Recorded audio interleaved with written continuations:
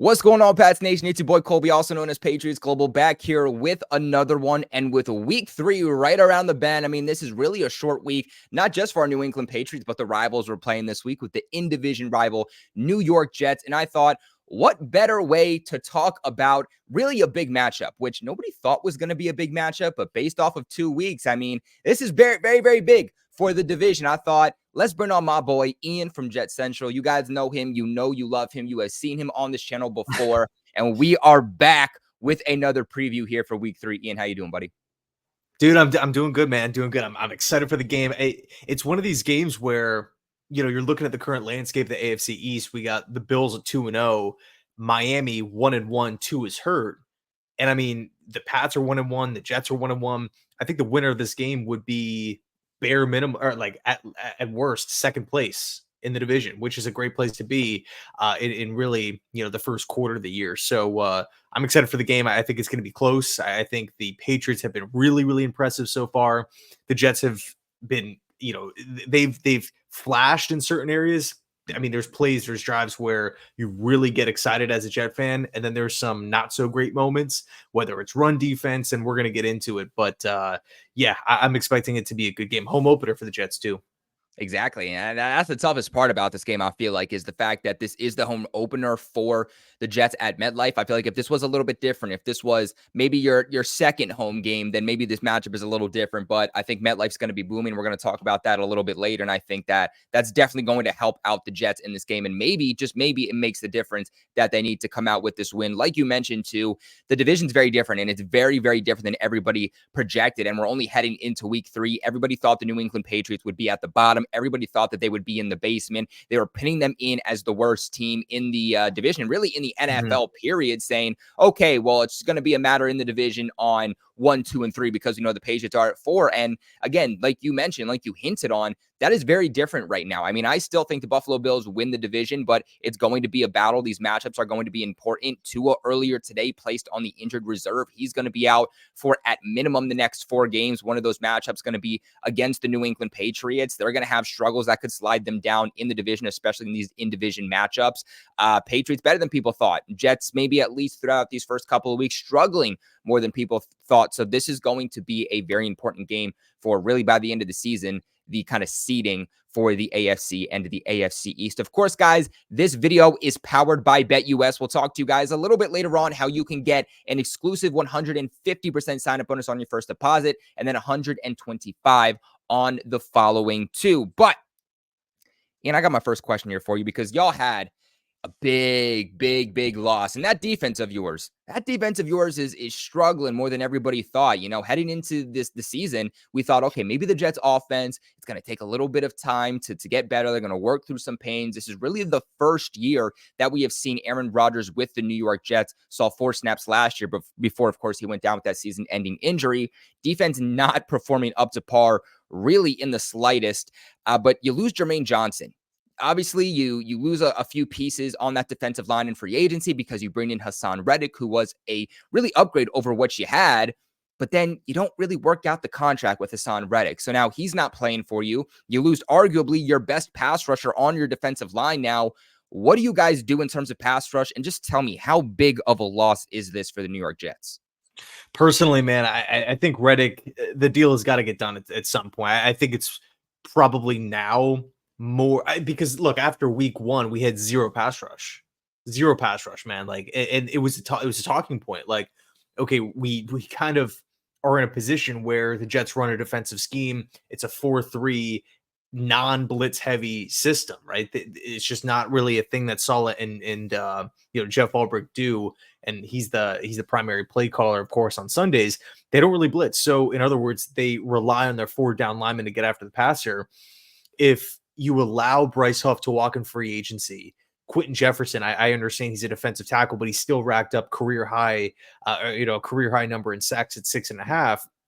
You lose your best run stuffer in Al Woods, and you trade away John Franklin Myers for a 2026 conditional 6th round pick, somebody who can rush the passer a little bit, but more so a versatile kind of chess piece that you can play all along the defensive line. Doesn't really matter the look, right? You can play him on the inside, you can play him on the outside, you can play him He really exploded in the Sala system, but he can't, if need be, he can play in a 3-4. So the point is, you lose 4 of those guys. The Jets bring in 3 replacements. They bring in Hassan Reddick, who has not played, Lecky Fotu, who has not played, and and also too, I do have to give credit to a couple undrafted free agents that have made the team. They're kind of filling in the cracks there, but so far it's been a little lackluster, right? If I'm being 100% honest, and granted, we have played against the 49ers and they're a stacked team. They really know how to run the football, but we couldn't rush the passer and we couldn't stop the run in week 1. Week 2, Tennessee Titans, an easier opponent. Pass rush looked a little bit better. Run stopping, yeah, I guess maybe a little bit better, but nothing to where it makes you say, okay, like confidently as a Jet fan, all right, everything is fixed and we don't have any more issues there. Problem is, like you alluded to, man, we lose Jermaine Johnson, our best pass rusher. So now we're already down a player. We have 2 replacements that were brought in not playing, and now we lose Johnson. Thankfully, Will McDonald has looked pretty solid, or looked solid in that week 2 game, recording 3 sacks. But again, like there's some talk about maybe like Yannick Ngakoue amongst the fans, but I think ultimately a deal has to get done with Hassan Reddick at some point.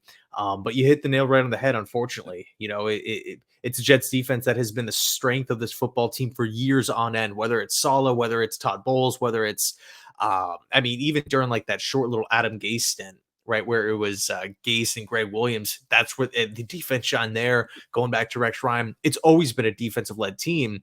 And with Saleh being, a defensive head coach that doesn't really have much of an input offensively, and you're factoring in the amount of guys, the amount of new faces offensively, the amount of injuries that this team had a year ago, guys coming back from injuries, the age, a lot of veterans, the rust that these guys have to shake off, you would just, common sense is, okay, the offense is going to take a couple weeks to get going and the defense is going to be fine, right? It's a time-tested system. All these guys have been playing in the defense for a long, long time.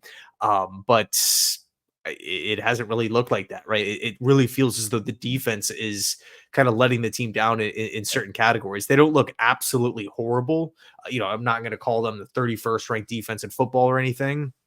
And I do think in time it'll change, but a long-winded answer here. I think you're right. The offense has looked maybe a little bit more impressive than the defense. Yeah, and I mean, you look at the last 2 weeks for our New England Patriots specifically, the offensive line's been terrible. I mean, coming after that week 1 game against the Bengals, despite us winning, PFF ranked us as the 32nd best offensive line in the National Football League. Really no surprise there as a Patriots fan. We ranked 24th in run blocking. We were dead last in pass blocking. And like I said, gone up against 2 pretty good pass rushers. Trey Hendrickson for the Bengals on one end, who had, 17, 18 sacks last year. They got some good guys there, especially with some help from their linebackers. Then the Seattle Seahawks last week with McDonald being their new head coach, defensive coordinator for a while there with the Ravens. That guy's an absolute dog. They have a really good defensive line. It might be crazy to say, and that's just because I think of all the injuries you guys are going through, with all the controversy you guys are going through with that defensive line, but this might actually be the easiest kind of matchup the Patriots have had in terms of going up against a defense and that defensive line and that passer that they've had so far throughout 3 weeks. And here's the thing too, is that week 1, the Patriots allowed a 44% pressure rate. Last week, they allowed a 50% pressure rate. And still, Jacoby Brissett is playing good enough football to where he's bouncing around in the pocket. He's avoiding pressure. He's going out wide. He's extending plays to where, despite how historically bad those pressure rates are, he's only been sacked a few times over the last 2 weeks, as where most teams in this situation probably would have allowed like 7 sacks over the last couple of weeks. So definitely not going to be as easy for the Jets to sack Jacoby Brissett as maybe they think, but they'll still definitely have the opportunities to get that pressure overall. A couple of statistics here right now in terms of run defense, the Patriots are ranked 2nd in the NFL. The Jets are ranked 24th, which is definitely going to be the Achilles heel for them in this game. Pass defense, the Jets are ranked 17th, where the Patriots are ranked 25th. Large part because of kind of those miscommunications that happened week 2 against the Seahawks. So right now, are the Jets the worst defense in the NFL? No, not by any stretch of the imagination, but 24th run defense, 17th best pass defense. You're definitely below average to where everybody thought that you guys were easily going to be a top 3 unit. Real quick, though, too, I want to get into your quick thoughts about this. This is the injury report that we have so far. Nothing came out today. Obviously, a short week, but this is kind of the ideal we have. Patriots, David Andrews dealing with a hip injury. Jawan Bentley originally thought that he could play in this game. Big loss for us here, Ian. I don't know if you heard about this. Patriots captain linebacker, Jawan Bentley, he's out for the entire season. So we also lost a big piece, a guy that's had over the last 3-4 seasons, over 100 total tackles. Not necessarily a big playmaker, but definitely a big part to this defense. That's going to hurt. Starting left tackle, Vidarian Lowe, dealing with an injury. City So, dealing with an injury. And O'Shane Zimenez, the Patriots pass rusher, he's also dealing with a little bit of an injury. None of those guys did participate. But for you guys, I want to get more into here. We know Jermaine Johnson, obviously going to be out in this game. CJ Mosley, a big part to your team too. Any thoughts on him? I mean, obviously it's early on in the week, but it is a short week. Do you think that he ends up playing in this game, or is that another big loss for you guys? So it's tough, man. I mean, well, first off, I didn't realize that Bentley's actually out for the season. Yeah, it was confirmed late last night. Yeah. Gotcha. Yeah, because I knew he got hurt. I'm like, man, I always kind of felt like he was one of the unsung hero, not really amongst Patriots fans, but just unsung heroes from like a national media, national sports media perspective. But yeah, dude, Mosley's banged up. Michael Carter's banged up. DJ Reed is banged up. Like we were just talking about before, Jermaine Johnson's out for the season. So it's definitely a group that even though it might be on paper that these guys all play, it doesn't really feel as though they're going to be like in tip-top shape, like firing on all cylinders at 100%. If that makes sense. I do think there's areas, if you are a Patriots fan, I guess we kind of just jump right into it here. Ramondre Stevenson and Gibson, man, like if the Patriots can get those two running backs involved early and they're picking up chunk plays on first down, 6 yards, 7 yards, and they're getting into these second and shorts, these second and mediums, third and shorts, I think we could very well see the Jets defensive line struggle, right? At the point of attack, it really feels, or from what we've seen so far in the first 2 weeks, the Jets are just getting pushed back. They're getting pushed back, man. And it sucks because again, like I was, I feel like at the forefront, like at least in my head, the Jets will have a top 3 defense. And of course, things can definitely turn around. I think once we get guys healthy, right, when Lekki Fotu comes back, if Hassan Reddick shows up, once Mosley and everybody's at 100%, I do think it'll look a lot better. But again, dude, I would be lying if I said I wasn't a little concerned about the run defense, because we've been gashed a lot this season, and the Patriots are one of the better really rushing attacks in the entire National Football League. So I am a little concerned there. Yeah, I mean, Patriots have a top 5 rushing attack in the NFL right now. That's honestly not an opinion. That is actually a statistic that is backed up by facts here. And like I said, obviously, you guys, 24th ranked run defense in the NFL, dealing with some issues there. That's been the bread and butter for the Patriots offense over the last 2 weeks. Ramondre Stevenson, week 1 against the Bengals, really was the bell cow running back there with Antonio Gibson trying to get back and getting a little bit more healthy after being a limited participant that week. Ramondre goes for 120 yards and a touchdown with 119 coming after contact. Then this past week, you have Antonio Gibson finally healthy. Patriots kind of make those guys a bit of a dynamic duo there, being change of pace running backs from Ramondre Stevenson to Antonio Gibson.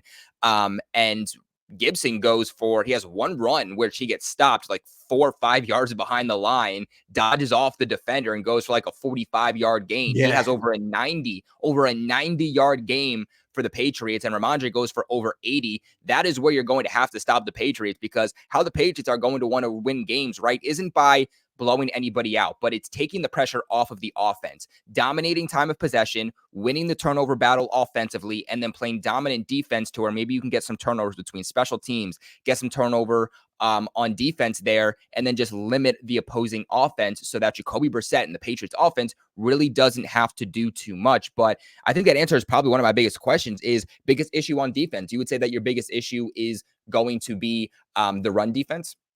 100%. 100%. I mean, that's music to our ears. That's music to our ears, Ian, because like I said, that's where we succeed.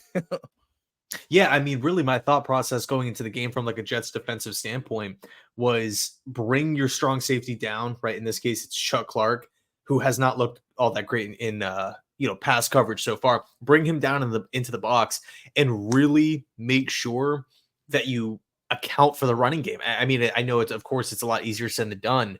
But as far as like guys setting the edge, we haven't really done that all effectively. Bursts off the line, haven't really done that effectively. We just talked about it before, just getting bullied at the point of attack. We haven't, it just hasn't really been there. Like, and again, it sucks to say it because the Jets, and and I do want to throw this in there. A lot of Jets fans were talking about this in the offseason, right? Because we lost so many players on the D line. A lot of fans, and we weren't great at stopping the run a year ago. Overall, from a defensive standpoint, we were like stacked.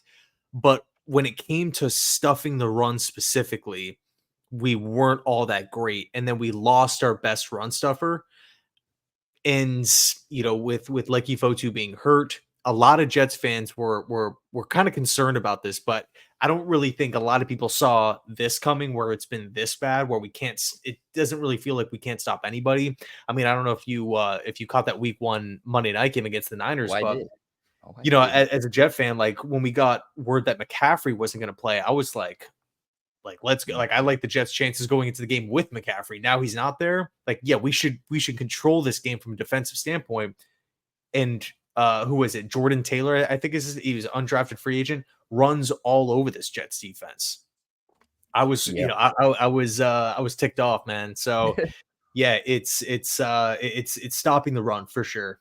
Stopping the run for sure. I love that. Now, guys, before we get into kind of the biggest issues there on offense here for the Jets and how the Patriots can exploit it from a defensive standpoint, real quick, want to give a massive shout out to the sponsors of this video and the channel all football season long over at BetUS. Right now, you guys can get an exclusive limited time offer of a 150% sign up bonus on your first deposit rather, and then a 125% sign up bonus on the next 2 deposits, all the way up to $2,000 with the code YouTube150. That is code YouTube150. All you guys have to do is use the mobile app, go to their website, sign up, super quick, super easy, super simple. Again, use that promo code YouTube150 and you will get that limited time offer. BetUS also can give you a 200% crypto deposit bonus.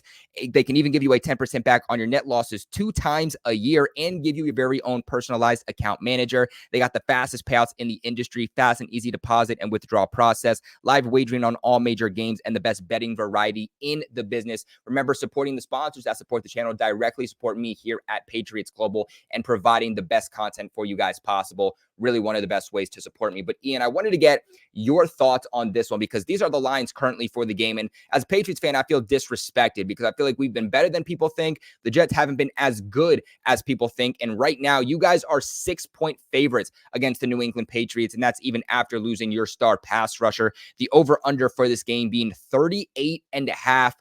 I think I'm going to take the under on that. I'm going to take the under on 38.5. And I don't think that y'all are beating us by 6 points. I think that if the Patriots win, it could be by maybe 6+ points. But I think if we lose, it's going to be by 3 points. What do you think about this? You taking the over or the under here? It's interesting, man. I mean, like, you got to think at some point, dude, the Jets defense is going to tighten up and lock down. But again, if they can't stop the run, you're screwed from a defensive standpoint, right? And also, if you have now your number 1 pass rusher out, Jermaine Johnson, Reddick's not going to play. You're asking other guys to step up, right? The Tack McKinleys of the world, the Michael Clemens of the world. Again, Will McDonald did look really, really impressive in week 2, but I see 38 points, man. I feel like is not many given the circumstances. So I don't know. I think it might go over. I think the Jets offense will continue to look better a little bit every single week. Just not talking about Aaron Rodgers throwing for 400 yards or anything crazy. And I do respect New England's defense. I love their defensive system. The man I really love how the Patriots defense always feels like there's not a specific weakness, or if there is one, it's going to be really, really difficult to find. But in any case, I think with that said, the Jets offense will continue to take steps in the right direction. Again, if this Jets defense looks like how it did against Tennessee and San Francisco, the Patriots will be able to get in the end zone. Because one thing too that I do want to mention in that Titans game, Will Levis, man, like he had one interception where he just launched it down the field in a obvious double coverage. There was a pump block. Levis had a weird turnover where it was kind of like he was falling down and try to like underhand it, and Mm. the Titans were that. I think it was actually third and goal early on in the game. He tries to do this underhand pitch, and the Jets just fall on it. So, um, and Calvin Ridley dropped the touchdown. Like there was a lot of moments. Like I could imagine if you were a Titans fan, where you're just sitting there thinking like, oh my god, like we have this game handled. Like we're in control if we could just not make stupid boneheaded decisions with the football, turnovers, and poor special teams play. Like it would have even been closer if if the Titans didn't mess that stuff up. So I don't know, man. I think it's going to go over that 38 points. Interesting. I like that. I like that. And here's the thing I'll tell you too about the Patriots. They're running this West Coast offense under Alex Van Pelt, their new offensive coordinator. What they want to do and how they want to win games is essentially try to put up as much points as you possibly can in the first half. Be the one that's going to score the first touchdown, which has been the case over the last 2 weeks. They get into the end zone first against the Bengals. They put up 1 touchdown total in that game. And then week 2, they get into the end zone first against Seattle. They put up 2 total touchdowns in that game. Be the one to get down in the end zone first and then get the lead, go into halftime, come out of halftime, and then just dominate time of possession. Run the ball, drain the clock. Don't worry about getting in the end zone. Just keep the lead as much as you can. And I think that's going to be the recipe for the Patriots in this game yet again. But you let us know the biggest issue on defense. What would you say is the biggest issue with the offense for the Jets, which has definitely been lackluster? I know Aaron Rodgers didn't even peak 200 yards throwing last week. Week 1, correct me if I'm wrong, but I also think he didn't peak 200 throwing yards week 1 either. Yeah, I think for me that I would say like the biggest like quote unquote weakness would be the reliance on Breece Hall and Garrett Wilson and not getting the other players involved. The Tyler Conklins, the Malachi Corleys of the world. Granted, Mike Williams has been on like snap counts and whatnot, but he only has 1 catch so far through the season, and he's supposed to be like the wide receiver 2 for this team. Braylon Allen didn't really receive any relevant time, outside of garbage time in week 1. And then all of a sudden they want to utilize him more in week 2, and he explodes and he becomes, what was it? The youngest player ever in NFL history to score a touchdown. So, I think getting other players to football will not only just kind of create more life and give more creativity to the Hackett-led Jets offense, or should I say the Rodgers-led offense, but it'll also take some of the, I guess another, hidden point is they would plant the seed in Gerard Mayo's. By the way, does Mayo call the defense? So I Or is think he it definitely has a say in it, but he gives most of that role to DeMarcus Covington, who was the defensive line coach for several years. This offseason gets promoted to DC. okay? Got you. I think if you start spraying the football around right in the first couple of drives, you have 6 different players have a catch. That from a defensive standpoint, when you're going up against the Jets specifically, it's tough, right? Because you don't really know exactly who's going to be getting the football. In the first 2 games, it does feel like there's a reliance on Garrett Wilson. Please get open. Garrett Wilson, please get open. If he's not, it's going to Lazard, and he's dropped, I think, 3 passes so far through the 2 games, or it's going to Breece. I really want to get these other guys involved. So for me, that's the biggest weakness, only featuring really 2, maybe 3 players. I love that. And that's something that we talked about over on your channel. Make sure you guys go ahead and check out Ian over at Jets Central. Have him linked in the description box below, where me and him just did a collab, and you can hear a little bit more about my thoughts on the Patriots. But that's exactly what, I alluded to, is basically the offense here is Aaron Rodgers, Breece Hall, Braylon Allen, and Garrett Wilson. Outside of that, nobody is producing. And if you can shut down the run game and just double Garrett Wilson, where exactly is the ball going to go to? Because through 2 weeks, the Jets haven't shown to really go anywhere else. But Ian, I want to get your final prediction of this game. Who do you think is going to win? And guys, you're going to have to wait for my prediction, or go over to Ian's channel and check it out, because I gave him my prediction already. But on my channel here, you guys are going to have to wait a little bit later to hear my final prediction. But Ian, let's get yours. Man, so I'm going to go Jets win, right? I think MetLife Stadium is just going to be maybe a little too much for the young players on New England. I mean, Saleh, like, theoretically, Saleh should be first game at home. despite it being a short week, Saleh should have the edge on Gerard Mayo from a coaching standpoint. Not saying that's going to happen. I'm just saying that that's the It should. expectation from a Yeah. Jets fan. I would be very disappointed if that's not the case, right? If we are out coached in our own building in the home opener against a rookie coach. But I'm gonna go 24-20 Jets.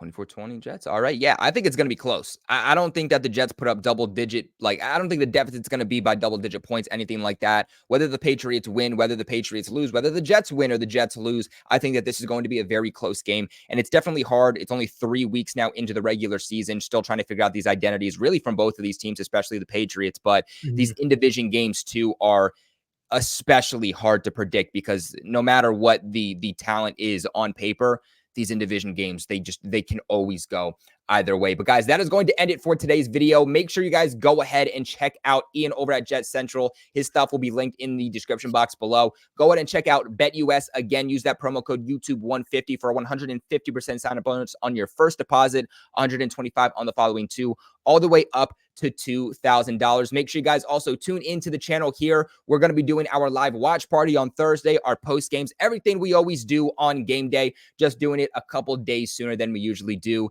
Ian, any final words, buddy? Nah, man, just excited for the game, and I appreciate you having me on, man.